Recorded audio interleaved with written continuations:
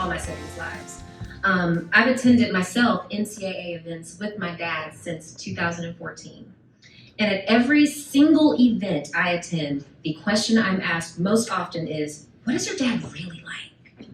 Like, he's an enigma, so I get it, right?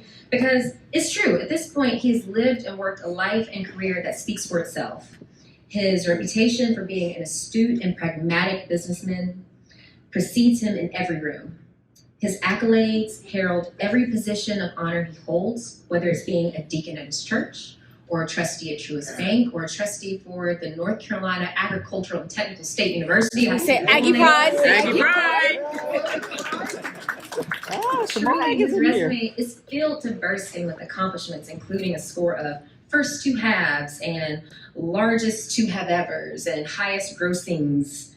His backstory is like the truest example of the American dream, rags to riches, grind until you make it badassery, like for real, right? But nowhere in his resume or biography is the measure of the man truly dictated. So really, what is Calvin really like? We gonna dig into it, y'all. So first up, one of my favorite quotes my dad ever said to me is so random. He's a very random guy. He'll just drop random pearls of awesomeness on you when you least expect it. And one day, he literally just said, Monty, you cut most men's arms open and they bleed blood, right? You cut my arm open, I bleed bricks. This is unprompted. There's no reason for him to say this. But it's the truest description of who he is. He's a Mason through and through, but that's just not all he is. For one, my dad is a lot, like he is. But you have a right to be a lot if you've lived the life that he has lived. He is first and foremost called Elvis by all of his peers. He's called Elvis because in North Carolina, he's considered the king of masonry. And all of his peers will agree to that he is the absolute king of masonry. Yeah. But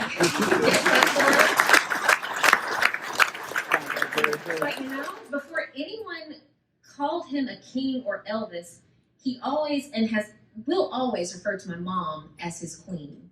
Yes, he will. I know, right? Clap for her. She's great. Queen to everyone he meets. When they met, she was a successful educator, and she's the one that took a chance on dating and then marrying a tradesman that no one could understand why someone with her degree would, stoop down to a Mason level. Man, oh man, they've eaten their words now, y'all. They are. But a really complicated man.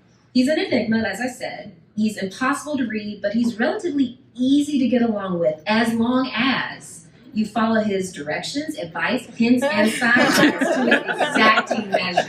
Exact measures. Well, you did what I said that you should do, but you didn't do it the way I said you should do it. That's his most popular critique, right? He's also a sweetheart. Now that I'm a mom, I can recognize the little boy in him because I see much of that same spirit in my own kids, and it vexes me on a daily basis.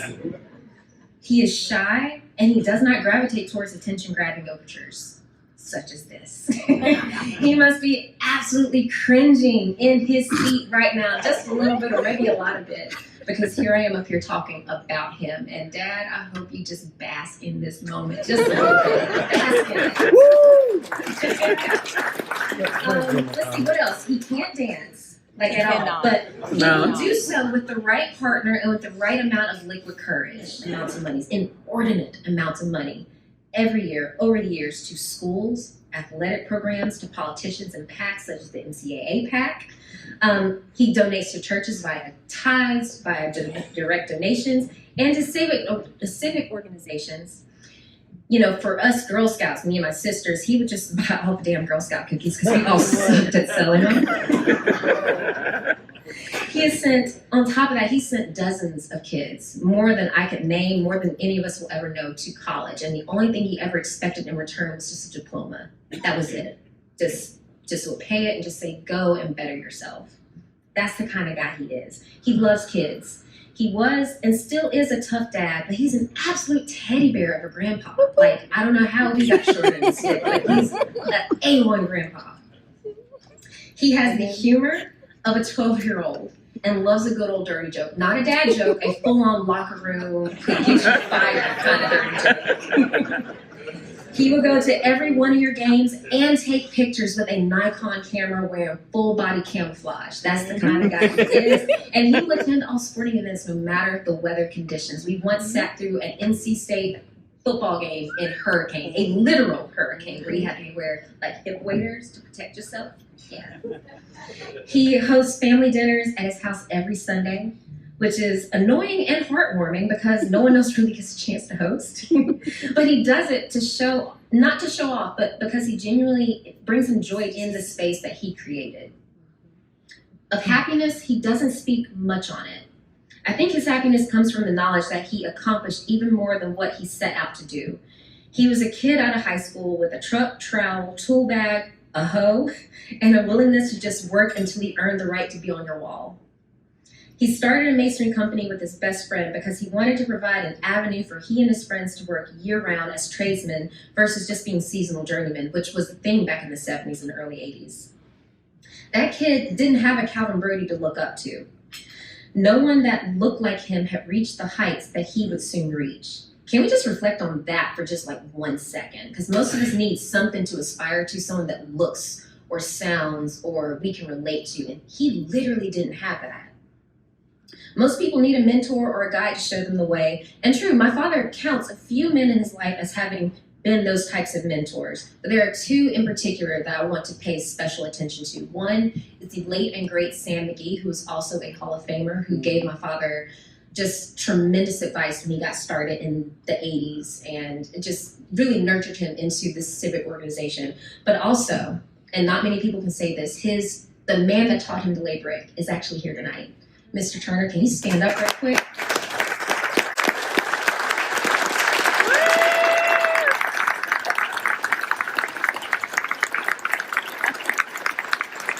Mr. Turner, because of you, my dad has a career in masonry, and because of my dad's career in masonry, it's trickled down to all the generations behind it, myself and my brothers and my sisters. Like, thank you. You were part of changing our family's entire trajectory. Amen. Thank you. Even with sound mentorship, no one who looks like my dad had achieved what he had, nor could provide a roadmap. The fact that he did it anyway is impressive beyond measure. The fact that a middle child of 11, the son of sharecroppers, a literal direct descendant of slaves, he grew up within a 20-mile radius of where their captivity was.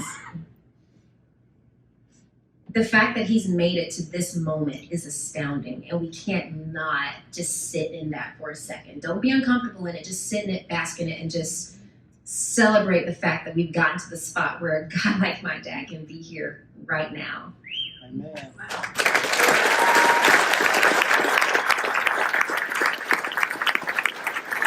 And I just made him so uncomfortable because one thing he hates me doing, anyone doing, is mentioning that he's a minority, because he truly believes like the merit of his work speaks for itself, and it does. But you also blacks, we haven't mentioned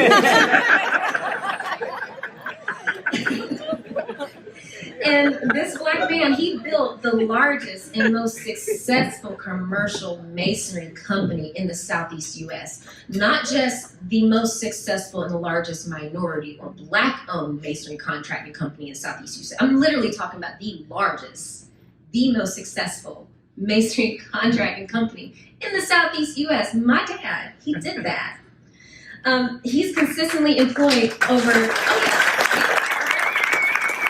this wasn't going to be just 5 minutes.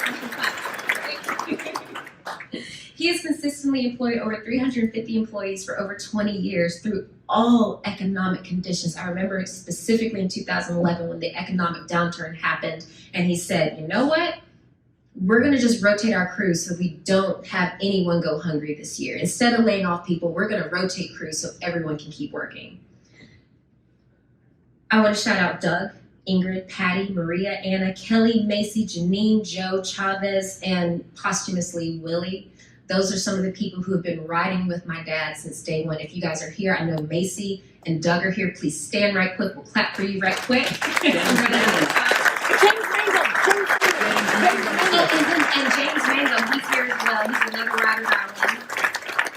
These people have held my dad accountable, held him to the fire, and ridden with him for over 20 years at this point, and we're so proud, and you guys get to celebrate in this moment too, because he wouldn't be here without your commitment to the mission. On behalf of everyone who loves you, and I'll ask at this moment for my siblings, Toby, Jasmine, Alicia, CB, and my niece Alex to all stand up right quick as I say these next few words. Go ahead, y'all. You're beautiful. Stand up. Daddy, proud is an understatement. You are our ancestors' wildest dreams. You are everything your parents could have hoped for. You are the North Star to every generation that will come after you. You single-handedly changed the trajectory of our entire family, the entire thing. The Brodie name means something because you are our leader. We are all blessed to be along for this ride, and thank you so much for bringing us along with you, and we love you.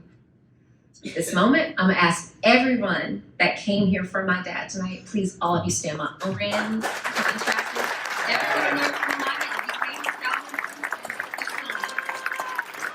you came,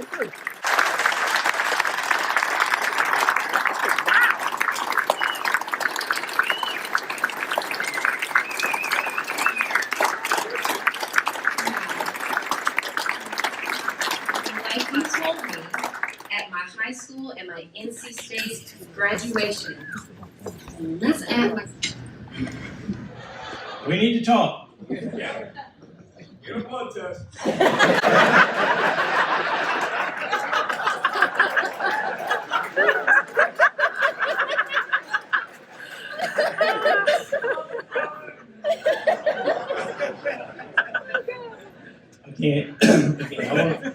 I want to thank the Mason and Contracts Association of America for this honor. What a surprise on Father's Day with my wife and my daughters and my colleagues. I'll never forget the Father's Day when they called in and gave me an announcement. I don't know, I was totally surprised. They really got it. But again, thanks. I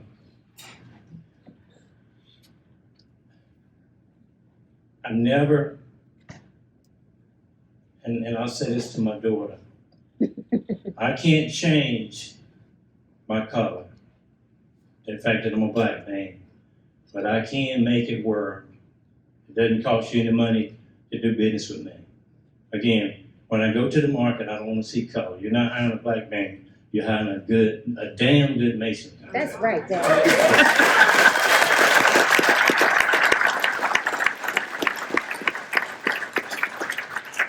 So I've had a few things that happened in my life. So I was laying brick, and the second year I was laying brick, I kept all my check stubs. And the end of the year, I added them up. When I got my W-2, I made a comparison. Went to my boss, I says, these don't match. I got a discrepancy. He said, what's the difference? $700. He went to his truck and wrote me a check for $700. So I decided that day that if I ever got an opportunity to make a payroll, I have to pay somebody, he would show his running wages and his running taxes. So if you work for me and you quit in June, the last check stub will match your W-2 at the end of the year. The other thing that happened, the first house I went to brick, I was in with Brodie and Vines. It was an old house. Well, it wasn't an old house, it was a new house. But the gentleman tore down an old warehouse. He brought the brick to the new house, dumped them out in the dump truck. We put them on pallets. We brick veneered this house. 3 days before we finished, he left town for 3 years and did not pay us. Whoa. And I remember how that hurt me, that I had worked so hard and I wasn't gonna get my money. So I just said that day, if I ever get in a position that somebody's supplying me with supplies, they will never have to worry about their money. And so I hope I've kept that today with all my suppliers that, you know, we're gonna pay you better than terms. One of the things.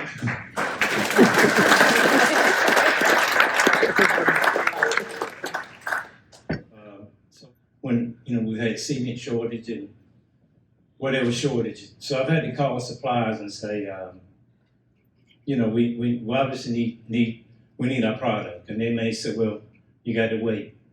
And I've had to tell these people, go look at your books. The guy that's not paying you, cut him off. And the guy would say, well, let me get back with you. And a couple of hours, I get a phone call, and the guy said, well, how much material you need? And I would always get what I want.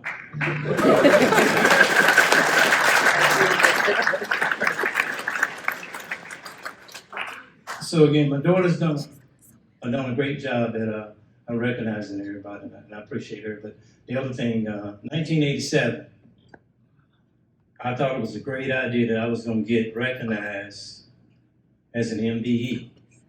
So I did all the paperwork. The ladies came to my office to interview me. They sat across and says, who are you fronting for? And I said, my tax return is in front of you. No, you're fronting for somebody. So I'm saying that to say, I'm not recognized in my market, and it's people here that work my market will tell you the same thing. I'm not recognized as a minority. It's not on my website. So again, when I get a local school, Raleigh, Durham, Greensboro, or one of those outlying counties that borders those cities, I have to get participation. If it's 5%, 10%, or 20%, I have to meet that. Don't those municipalities avoid my contract? Fact. Go ahead, Dad.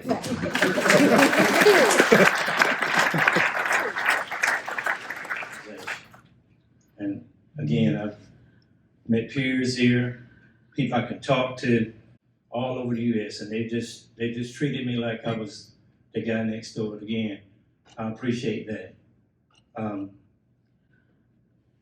This association has also given me seminars, workshops, and stuff that I could learn from. Again, thank you.